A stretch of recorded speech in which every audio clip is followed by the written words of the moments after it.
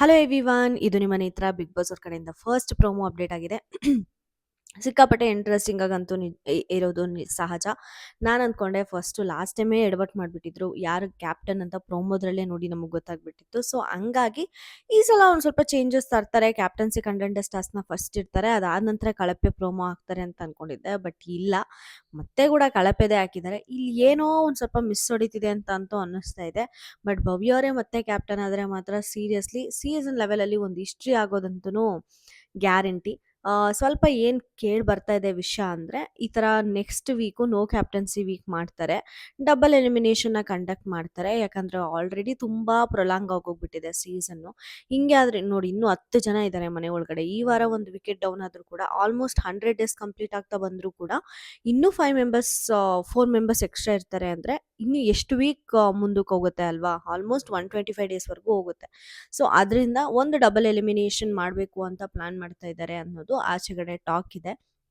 So ಅದಕ್ಕೆ ಏನಾದರೂ no captaincy weak ಮಾಡಿ ಭವ್ಯರ್ ಕ್ಯಾಪ್ಟನ್ಸಿನ ಎಕ್ಸ್ಟೆಂಡ್ ಮಾಡ್ತಿದ್ದಾರಾ, ಇಲ್ಲಾಂದ್ರೆ ನಿಜವಾಗ್ಲೂ ಕ್ಯಾಪ್ಟನು ಮತ್ತೆ ಭವ್ಯನೇ ಆಗಿದ್ದಾರಾ ಅನ್ನೋದನ್ನ ತಿಳ್ಕೊಬೇಕಾದ್ರೆ ಮಧ್ಯಾಹ್ನ ಪ್ರೊಮೋಗೆ ವೆಯ್ಟ್ ಮಾಡಬೇಕಾಗುತ್ತೆ. ಯಾಕಂದರೆ ಯೂಶ್ವಲಿ ನಮ್ಮೆಲ್ಲರಿಗೂ ಗೊತ್ತು, ಮಧ್ಯಾಹ್ನ ಪ್ರೊಮೋ ಏನಿರುತ್ತೋ ಅದು ಒಂದು ಕ್ಯಾಪ್ಟನ್ಸಿ ಕಂಟೆಂಡರ್ಸ್ ಟಾಸ್ಕ್ ಬಗ್ಗೆನೇ ಆಗಿರುತ್ತೆ.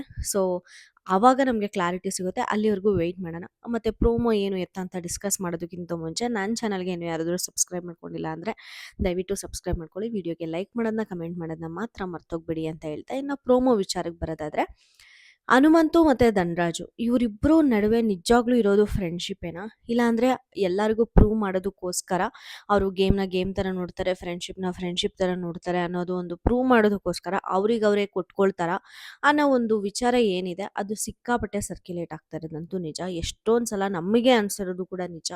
ಏನು ಗುರು, ಹನುಮಂತು ಫ್ರೆಂಡ್ ಅಂತಾರೆ ಧನರಾಜ್ನ, ಯಾವಾಗಲೂ ಅವ್ರ ವೀಕ್ನೆಸ್ ಪಾಯಿಂಟ್ನ ಎತ್ತೆತ್ತೇಳಿ ನಾಮಿನೇಟ್ ಮಾಡ್ತಾರೆ ಅನ್ನೋದು, ಇಲ್ಲಾಂದರೆ ಧನರಾಜ್ ಯಾಕೆ ಗುರು ಹಿಂಗೆ ಮಾಡ್ತಾ ಇದ್ದಾರೆ ಅಂತ ಅನ್ಸೋದು ಕೂಡ ನಮಗೆ ತುಂಬ ಸಲ ಅನಿಸಿದ್ದುಂಟು. ಬಟ್ ನಮಗೆ ಈ ಒಂದು ವಿಚಾರದಲ್ಲಿ ಕೇಳೋದಾದರೆ, ನನಗೆ ಇಲ್ಲ, ಆ ಥರ ಏನೂ ಆಗಿಲ್ಲ ಅಂತ ಅಂದ್ಕೊಳ್ತೀನಿ. ಯಾಕಂದರೆ ಈ ವಾರ ಹನುಮಂತು ಅವರ ಪರ್ಫಾರ್ಮೆನ್ಸ್ ನಾವು ಅನಲೈಸ್ ಮಾಡಿ ನೋಡೋದಾದರೆ ಅಷ್ಟು ಜೋಶಾಗಿ ಹನುಮಂತು ಅವರು ಎಲ್ಲೂ ಕಾಣಿಸ್ಕೊಳ್ಳಿಲ್ಲ. ಫಸ್ಟ್ ಡೇ ಮಾತ್ರ ಗ್ರೀನ್ ಕಲರ್ ಟೀ ಶರ್ಟ್ ಹಾಕೊಂಡು ಏನು ಬಂದರು ಅವತ್ತು ಮಾತ್ರ ಒಂದು ಸ್ವಲ್ಪ ಆ್ಯಕ್ಟಿವ್ ಆಗಿದ್ದರು. ಅದಾದ ನಂತರ ಫುಲ್ ಸುಸ್ತಾಗಿದ್ದಂತೂ ನಮಗೆ ಕಾಣಿಸುತ್ತೆ. ಇನ್ಫ್ಯಾಕ್ಟ್ ನಾಮಿನೇಷನ್ ಮಾಡಬೇಕಾದ್ರೆ ಅವರು ಕೂಡ ಒಪ್ಕೊಂಡಿದ್ದಾರೆ, ನಾನೇ ಅಲ್ಲ, ಇಲ್ಲೆಲ್ಲರೂ ವೀಕ್ ಆಗಿದ್ದೀರಾ ಅಂತ ಅಂದಾಗ ತ್ರಿವಿಕ್ರಮು ನೆನೆ ಎಲ್ಲರೂ ಅಂತ ಅನ್ಬೇಡ, ನೀನು ಮಾತ್ರ ನಿನಗೆ ಹೆಂಗೆ ಗೊತ್ತಾಗುತ್ತೆ ಅಂತ ಒಂದು ಎಕ್ಸಾಂಪಲ್ ಕೊಟ್ಟು ಹೇಳಿದಾಗ, ಹಾಂ ಸರಿ ಅಣ್ಣ ನೀನು ಸರಿನೇ ಅಂತ ಹೇಳ್ಬಿಟ್ಟು ನಾಮಿನೇಷನ್ ಮಾಡ್ಕೊಂಡಿದ್ದು ಕೂಡ ಉಂಟು ನಿನ್ನೆ ಎಪಿಸೋಡಲ್ಲಿ. So last week definitely Hanumanthu ಅವರು ಒಂದು ಸ್ವಲ್ಪ ವೀಕ್ ಆಗಿದ್ದಂತೂ ನಿಜ.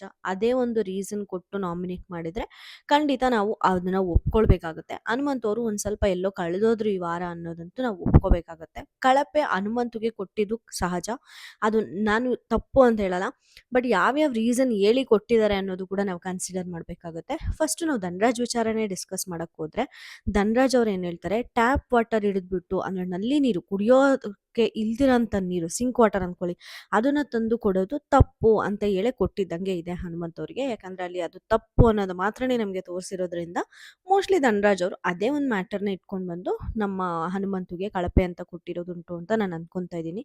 ಬಟ್ ಇದು ಅದೇ ಮ್ಯಾಟರ್ ಆಗಿದ್ರೆ ಆ ಟ್ಯಾಪ್ ವಾಟರ್ನ ತ್ರಿವಿಕ್ರಮ್ ಅವ್ರ ತಂಡದಲ್ಲೂ ಕೂಡ ಯಾರೋ ಒಬ್ರು ತಗೊಂಡೋಗಿ ಕೊಟ್ಟಿರ್ತಾರೆ.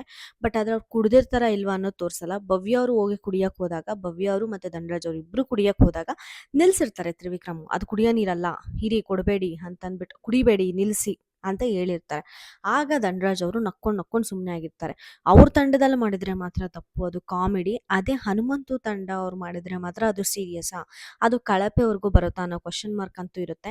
ಇನ್ಫ್ಯಾಕ್ಟ್ ಧನರಾಜ್ ಅವ್ರು ಏನಾದರೂ ಇದೇ ಪಾಯಿಂಟ್ ಇಟ್ಕೊಂಡು ನಮ್ಮ ಹನುಮಂತುಗೆ ಕಳಪೆ ರೀಸನ್ ಕೊಟ್ಟಿದ್ರೆ, ಸುದೀಪ್ ಸರು ಖಂಡಿತ ಈ ಒಂದು ಎ.ವಿ ಹಾಕಿ ಎಕ್ಸ್ಪ್ಲೇನ್ ಮಾಡೋದಂತೂ ಧನರಾಜ್ಗೆ ಕಟ್ಟಿಟ್ಟ ಬುತ್ತಿ. ಯಾಕಂದರೆ ಮಂಜು ಅವರು ಅವರಿಗೆ ಕ್ಲಾಪ್ಸ್ ಹೊಡೆದಿದ್ದನ್ನೇ ತಂದುಬಿಟ್ಟು ನೆನ್ನೆ ನಾಮಿನೇಟ್ ಮಾಡ್ತಾರೆ.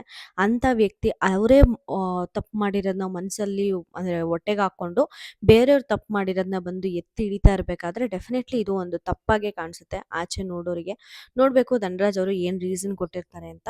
ಇನ್ನು ಗೌತಮಿಯವ್ರು ಕೊಟ್ಟಿದ್ದ ರೀಸನು ನನಗೆಲ್ಲೋ ಕರೆಕ್ಟ್ ಅಂತ ಅನ್ನಿಸ್ತು. ಯಾಕಂದರೆ ಆಲ್ರೆಡಿ ಸಿಬ್ಬಂದಿಗಳು ಸಿಕ್ಕಾಪಟ್ಟೆ ಕರೆಯೋದು, ಮ್ಯಾನೇಜರ್ ಅನ್ನೋದು ಇದೆಲ್ಲ ಆಗ್ತಾಯಿತ್ತು. ಅದ್ರ ನಡುವೆ ನಮ್ಮ ತುಂಟಾಟತನ ಹನುಮಂತು ಅವ್ರದ್ದು ಕೂಡ ನೆಕ್ಸ್ಟ್ ಲೆವೆಲ್ ಇತ್ತು, ಕ್ವಾಟ್ಲೆ.